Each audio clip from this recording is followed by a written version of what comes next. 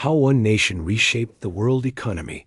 For much of the 20th century, China was not seen as an economic giant in the making. It was a poor, agrarian society struggling with political upheaval, war, and isolation from the global economy. After the establishment of the People's Republic of China in 1949, the country adopted a centrally planned economic system modeled loosely on the Soviet Union. The state controlled production, prices, trade, and employment. While this system achieved some early industrialization, it also created inefficiencies, shortages, and stagnation. By the 1960s and 1970s, China's economy lagged far behind the developed world. Average incomes were extremely low, productivity was weak, and innovation was limited. Large portions of the population lived in poverty, relying on subsistence agriculture. The country was largely closed to foreign investment and global trade, cutting itself off from technological progress and capital flows that were transforming other parts of Asia. The turning point came after years of economic failure and social disruption. Leaders within China began to recognize that rigid central planning was unsustainable. Economic growth was necessary not only to improve living standards, but also to maintain political stability. Without growth, the legitimacy of the system itself was at risk. This realization set the stage for one of the most dramatic economic transformations in human history. China did not abandon state control overnight, nor did it fully embrace free market capitalism. Instead, it embarked on a gradual, experimental path that combined market incentives with strong government direction. This hybrid approach would become the foundation of China's rise. At the time, few outside observers predicted what was coming. China was seen as a low-income country with limited influence. Yet beneath the surface, conditions were forming for an economic awakening that would reshape global trade, manufacturing, finance, and power relations for decades to come. The story of China's rise is not just about growth rates or factories. It is about how a nation redefined development, challenged existing economic models, and altered the balance of global power. To understand China's impact on the world, we must first understand where it started and why change became inevitable. China's economic rise truly began with a radical shift in leadership thinking, led by Deng Xiaoping in the late 1970s.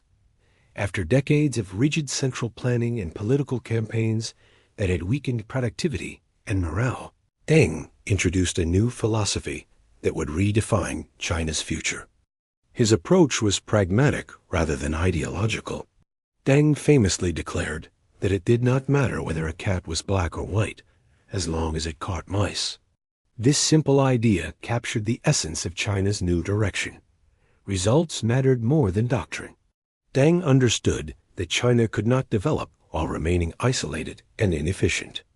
Instead of dismantling socialism entirely, he introduced controlled market mechanisms within a socialist framework. The state remained powerful, but individuals and local governments were given incentives to produce, innovate, and compete. This balance between control and flexibility became the defining feature of China's economic model. One of the first major reforms targeted agriculture. Under the household responsibility system, farmers were allowed to keep and sell surplus production after meeting state quotas. This single change dramatically increased productivity, boosted rural incomes, and reduced poverty almost immediately. For the first time in decades, ordinary Chinese citizens experienced tangible economic improvement, creating widespread support for reform. Industrial reforms followed. State-owned enterprises were no longer the only drivers of production.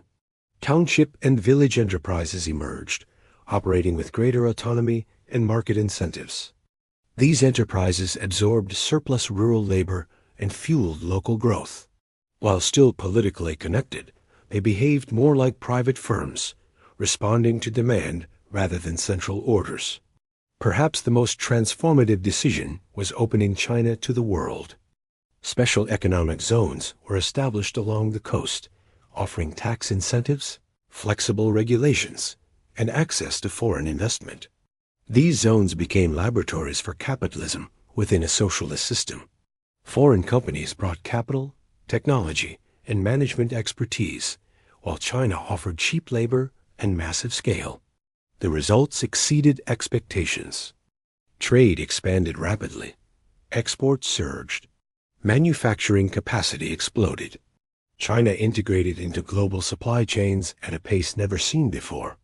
Importantly, the state carefully managed this opening, ensuring that strategic sectors remained under control while allowing competitive industries to flourish. This selective openness allowed China to gain global benefits without surrendering sovereignty. Deng's reforms did more than grow the economy, they transformed Chinese society. Living standards rose, urbanization accelerated, and opportunities expanded. At the same time, inequality increased, creating new challenges. Yet the overall trajectory was undeniable. China had found a development path that worked for its unique conditions. These reforms laid the foundation for everything that followed. Without Deng's willingness to experiment, adapt, and prioritize growth, China would not have become a global economic power. His legacy is not just policy, it is a mindset that embraced change without abandoning control. This balance would propel China into the 21st century and reshape the global economy. Once China opened its doors to reform and global trade, the country moved with a speed and scale that the world had never witnessed before. In just a few decades, China transformed from an economy dominated by agriculture into a manufacturing superpower that supplied products to nearly every nation on Earth. The label "Made in China" became one of the most powerful economic symbols of modern history, not because it represented a single industry, but because it represented a complete restructuring of global production. China's rise as the factory of the world was driven by a combination of factors that aligned perfectly at the right moment in history. First was labor. Hundreds of millions of rural workers were ready to move into industrial employment. Urbanization was not merely a demographic trend, it was an economic weapon. Migrant workers filled factories across coastal provinces, working long hours for wages far lower than in developed countries. This created a cost advantage that multinational companies found impossible to ignore.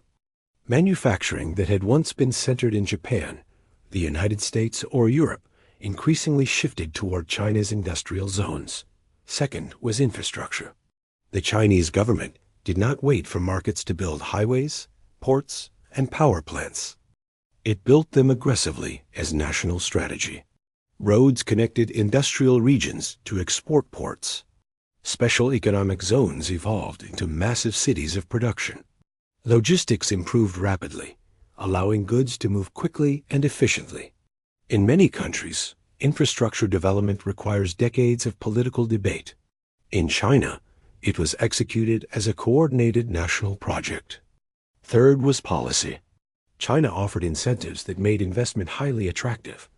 Tax benefits, export subsidies, simplified regulations within designated zones, and a stable political environment for long-term planning. Foreign companies were encouraged to set up factories, sometimes through joint ventures, sometimes through wholly owned operations. In exchange, China gained access to global markets, technology, and industrial expertise. Over time, this created a powerful learning effect. Chinese firms absorbed knowledge, improved quality, and built their own competitive capabilities. The global economy changed around China's growth. Companies redesigned supply chains to take advantage of Chinese manufacturing efficiency. Retailers in the West built business models around importing low-cost goods from China. Consumers benefited from lower prices, which raised living standards and reduced inflation. But these benefits came with consequences. Manufacturing regions in the U.S. and parts of Europe experienced job losses, factory closures, and long-term economic decline. China's success became a political issue abroad, sparking debates about fairness, trade deficits, and the hidden costs of globalization.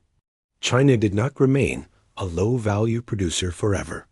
Initially, It dominated simple manufacturing, textiles, toys, basic electronics. But over time, it moved up the value chain into machinery, consumer electronics, and advanced industrial products. This shift was supported by state investment, education expansion, and industrial planning. Chinese manufacturing became more sophisticated, more automated, and more globally competitive. By becoming the factory of the world, China gained more than export revenue. It gained influence. It gained leverage over global supply chains. And it gained the industrial base necessary for technological power. Manufacturing was not the end goal, it was the foundation.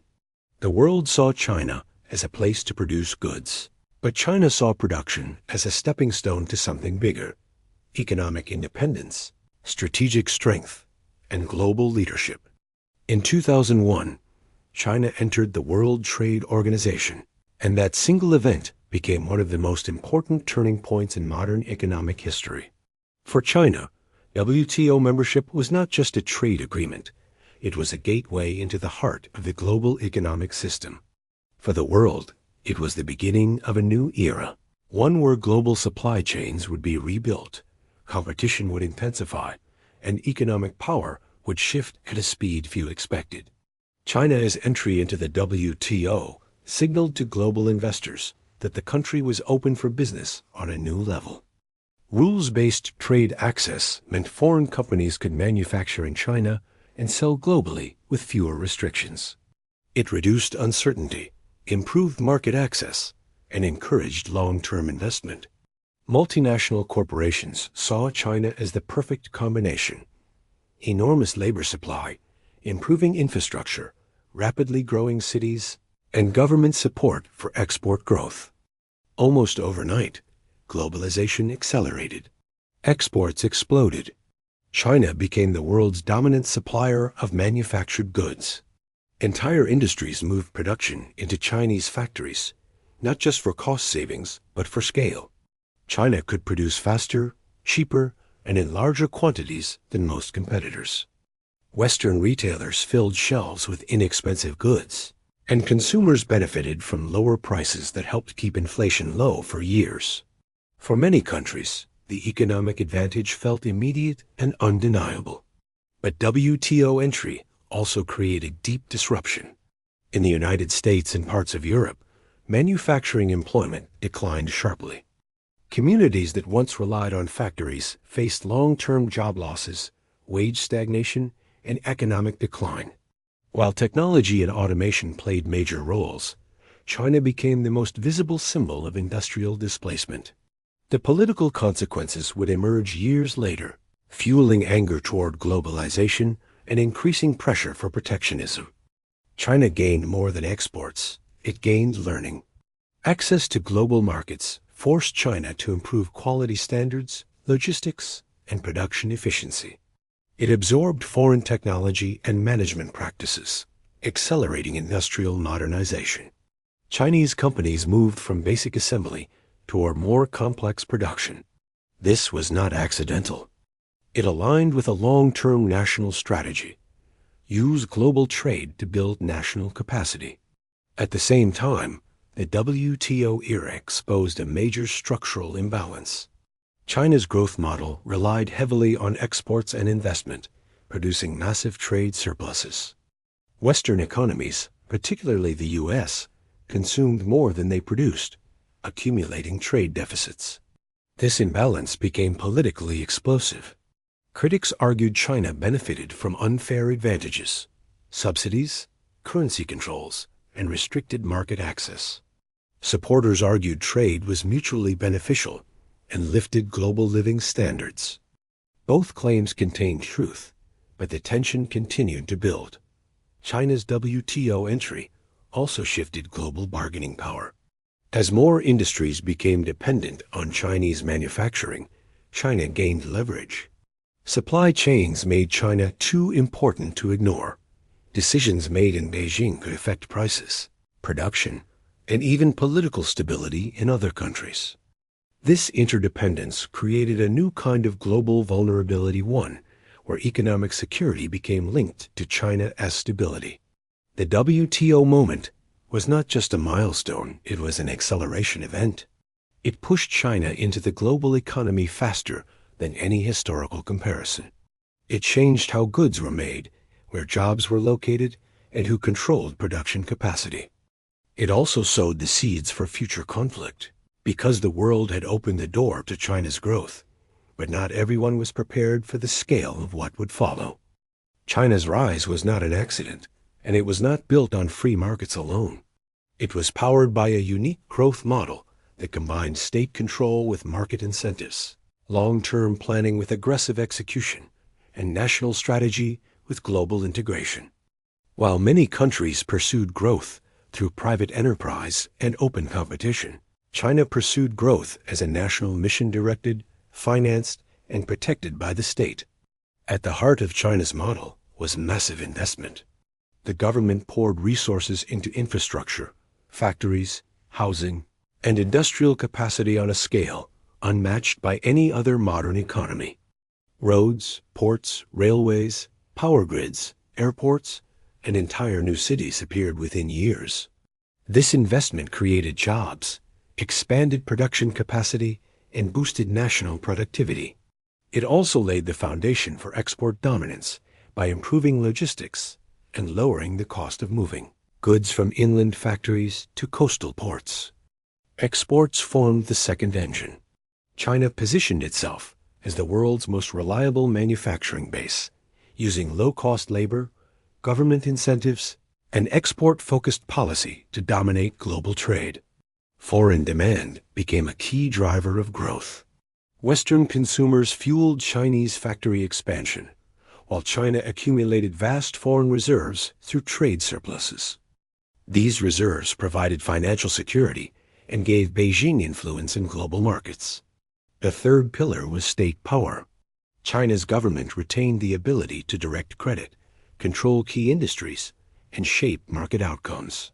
State-owned enterprises remained central in strategic sectors such as energy, telecommunications, banking, transportation, and heavy industry. Even private firms operated within a system where political alignment mattered.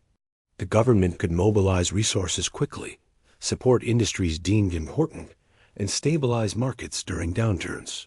This ability to intervene made China's growth more resilient in the short term, but also created risks of inefficiency and misallocation.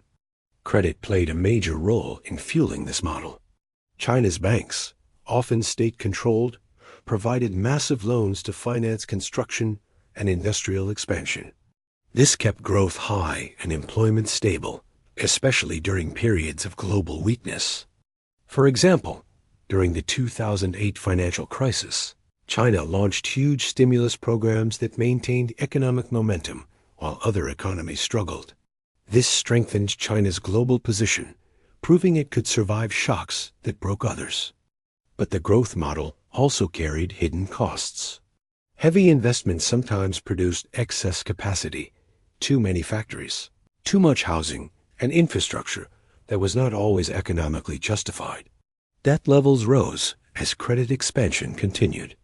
While China's state control helped manage risk, it could not eliminate it. The more the economy depended on investment and credit, the more vulnerable it became to slowdowns. Still, the Chinese model delivered results that changed history. It lifted hundreds of millions out of poverty, created a massive middle class, and transformed China into the world's second-largest economy. It also challenged Western assumptions about development.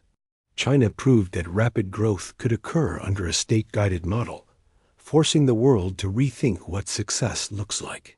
China's growth model was not simply about economics, it was about power. By building industrial dominance, infrastructure strength, and global export networks, China built leverage. The economy became a tool of national influence, shaping trade routes, investment flows, and global decision-making. This model created wealth at home and impact across the world. For much of its early economic rise, China was often seen as a country that manufactured products designed elsewhere.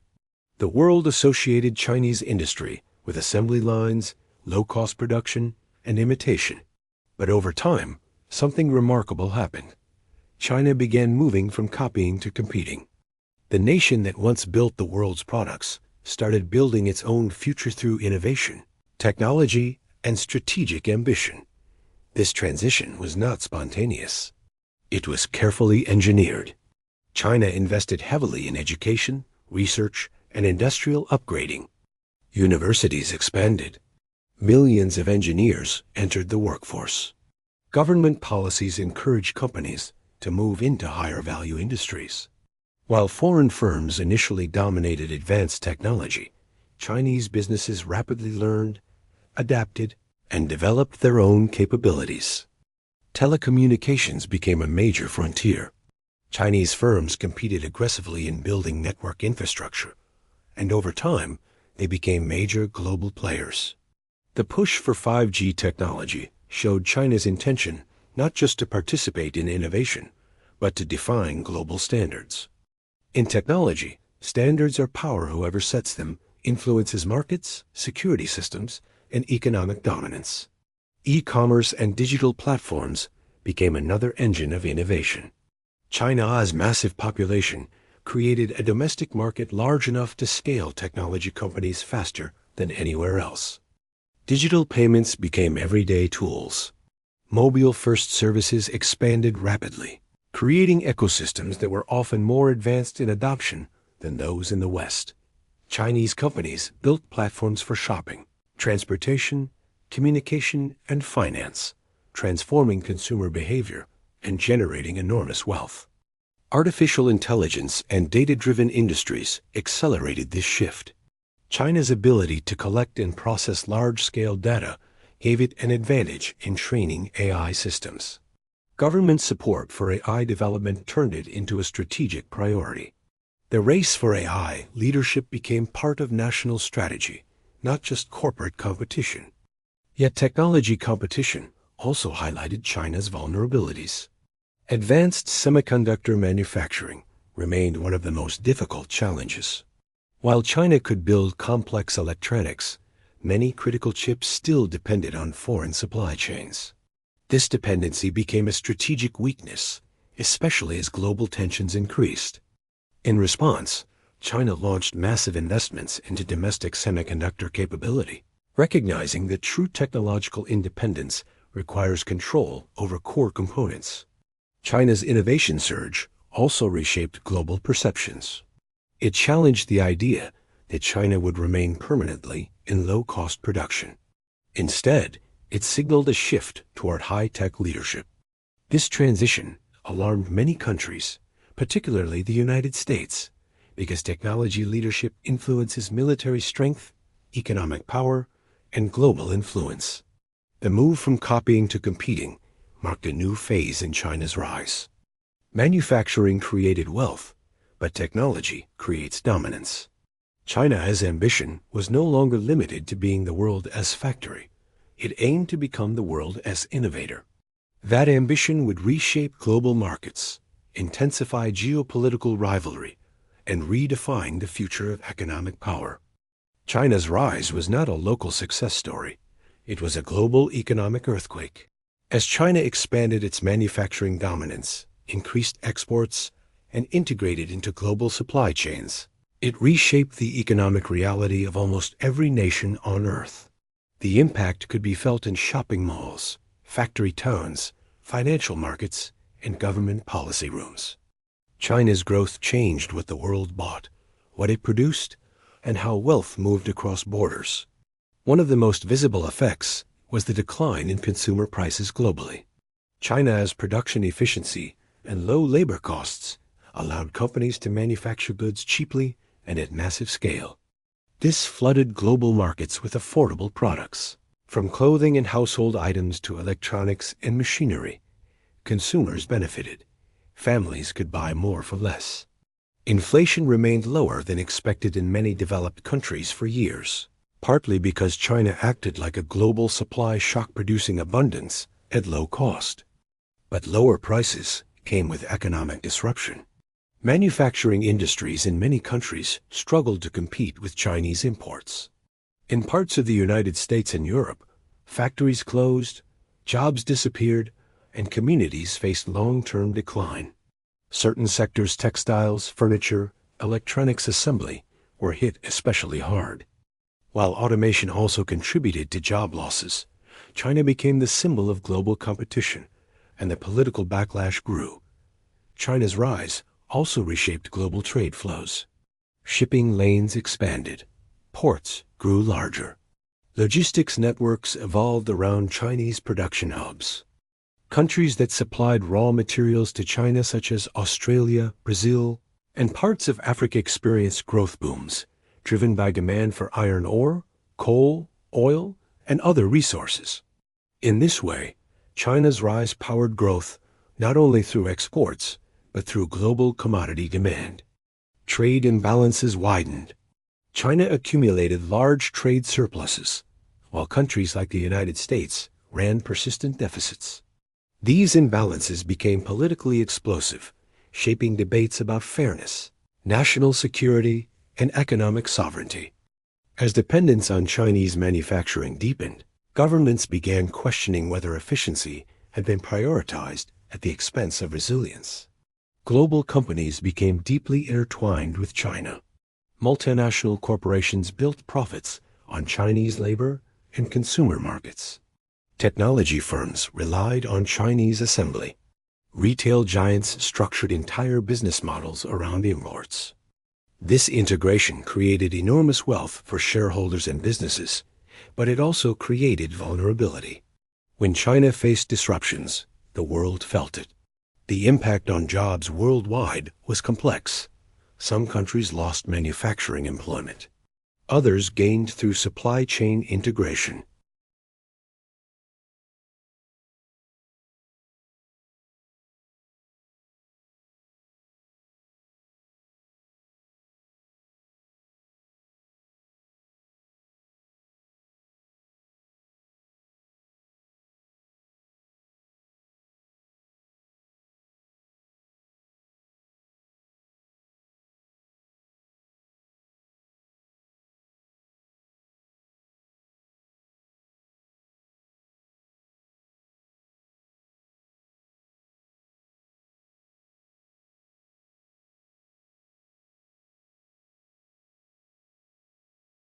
As China's economy grew, its ambitions expanded far beyond its borders.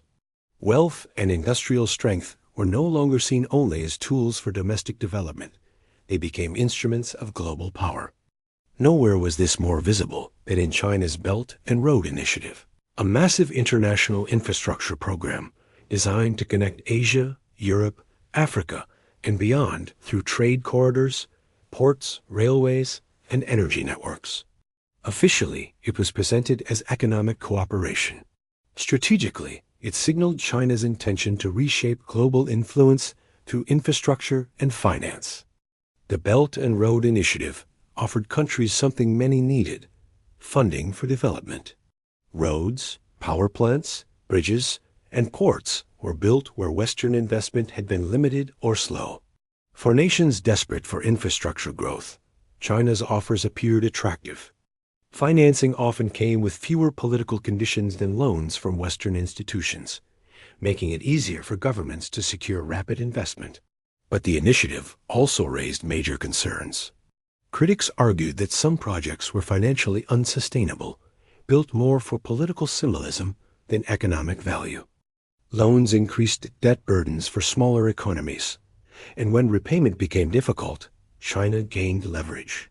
This led to accusations of debt diplomacy, the idea that China intentionally created dependency to gain strategic control over key assets. China denied these claims, arguing that projects were mutually beneficial and that debt problems reflected local governance issues rather than Chinese intention. Beyond debt, influence expanded through trade relationships and investment flows. Countries increasingly relied on China not only as a buyer of commodities, but as a lender, builder, and strategic partner. Chinese companies gained overseas contracts, while Beijing strengthened diplomatic relationships through economic ties. In a world where power is often built through networks, China was building its own network at global scale. China's global influence also affected geopolitics. Ports built through Belt and Road projects were sometimes seen as potential strategic assets. Control over infrastructure could translate into military or political leverage in the future. Western powers viewed these developments with increasing suspicion, fearing that China was building not only trade routes, but strategic positioning across crucial regions. At the same time, China used economic strength to increase its role in international institutions. It sought greater influence in global decision-making, challenging a system long dominated by the United States and Europe. The world was witnessing a shift from a single global leadership structure to a more contested environment where economic power shaped diplomatic power more directly than ever. China's rise, therefore, became not only an economic story, but a geopolitical one. Through Belt and Road, trade integration, and strategic finance, China expanded its reach beyond borders and reshaped global influence. Whether seen as development partnership or strategic expansion, the result was the same. China was no longer just growing, it was projecting power. And the world was forced to adapt. China's rise appears unstoppable when viewed through the lens of the past 40 years. But every economic miracle faces limits, and China is now entering a phase where growth is no longer easy. The very strategies that powered its rise, massive investment, credit expansion, and rapid urbanization, have created new vulnerabilities. The question is no longer whether China can grow, but how sustainably it can grow in the face of mounting internal challenges. One major risk is debt. China's growth model relied heavily on borrowing to finance infrastructure, housing, and industrial expansion. Local governments borrowed aggressively to fund development projects, often through off-balance sheet mechanisms designed to bypass formal restrictions. Real estate developers took on large debts to build massive housing projects, betting on rising demand. Banks and shadow financing channels supported this expansion. The result was a complex debt structure spread across government, corporate, and household sectors. While China's state control provides tools to manage crises, high debt reduces flexibility and increases long-term financial risk. Real estate became a particularly sensitive pressure point. For years, property development was a key engine of growth, employment, and local government revenue. Housing was not just shelter. It became a financial asset, a store of wealth, and a driver of speculation. But when property demand slowed and major developers faced financial stress, the risks became clear. A real estate correction threatened not only developers, but banks, local budgets, and consumer confidence. Another major challenge is demographics. China's population structure is changing rapidly. Decades of low birth rates and aging have begun shrinking the workforce. A smaller working-age population reduces labor supply, raises costs, and makes it harder to maintain high growth rates. At the same time, the elderly population is expanding, increasing healthcare and pension burdens. This shift creates a long-term economic constraint that cannot be solved with investment alone. China also faces the challenge of transitioning its economy. The old model exports and investment delivered extraordinary growth, but it cannot continue indefinitely. The next phase requires domestic consumption, innovation, productivity gains, and a more service-driven economy. This transition is difficult. It requires higher household income, stronger social safety nets, and economic reforms that reduce dependency on state-led investment. But reforms can create instability, especially when powerful interests benefit from the old system. External pressures add another layer of risk. Rising global tensions, especially with the United States, have increased restrictions on technology transfer and supply chain access. Global markets are reassessing dependence on China, diversifying production, and increasing scrutiny of Chinese investment. These forces do not collapse China's economy, but they reduce the ease of expansion and increase strategic pressure. Despite these challenges, China remains powerful. It has strong infrastructure, large domestic markets, and the ability to mobilize resources rapidly. Yet the era of effortless high-speed growth is fading. China now faces the reality that economic power must be maintained, not just achieved. The next chapter of China's story will be defined not by how fast it rises, but by how skillfully it manages its limits. China's rise is one of the greatest economic transformations in human history, not only because of how fast it happened, but because of what it changed. In just a few decades, China moved from widespread poverty to global economic power.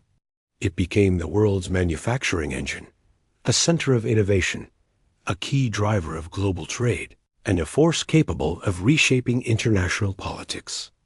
This rise did not simply add another powerful economy to the world. It rewrote the global economic story. The world benefited from China's growth in powerful ways. Consumers enjoyed lower prices, inflation stayed controlled for years, and emerging markets gained a major buyer for their commodities. Global supply chains became more efficient, and trade expanded dramatically. At the same time, China's rise created disruption. Manufacturing jobs disappeared in some countries. Trade imbalances fueled political anger, and economic dependency created vulnerability. What looked like progress for the global system also produced fractures that still shape politics today. China's success also challenged traditional models of development. It demonstrated that rapid growth could be achieved through a hybrid system market incentives under strong state direction. This forced economists and governments worldwide to rethink assumptions about capitalism, regulation, and industrial policy. China showed that economic power can be built strategically, not only through free markets, but through coordinated national planning. The geopolitical impact is equally profound. Economic strength gave China influence, and influence became power. Through Belt and Road investments, technology expansion, and control over supply chains, China increased its global reach. This shift created a more contested world order, where economic competition and strategic rivalry have become inseparable.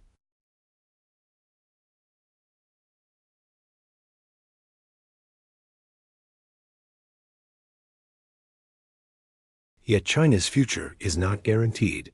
Debt, demographics, real estate risk, and global tensions will shape the next chapter.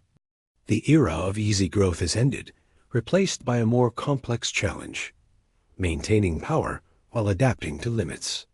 How China handles these pressures will influence global stability, commodity markets, emerging economies, and the future of globalization itself.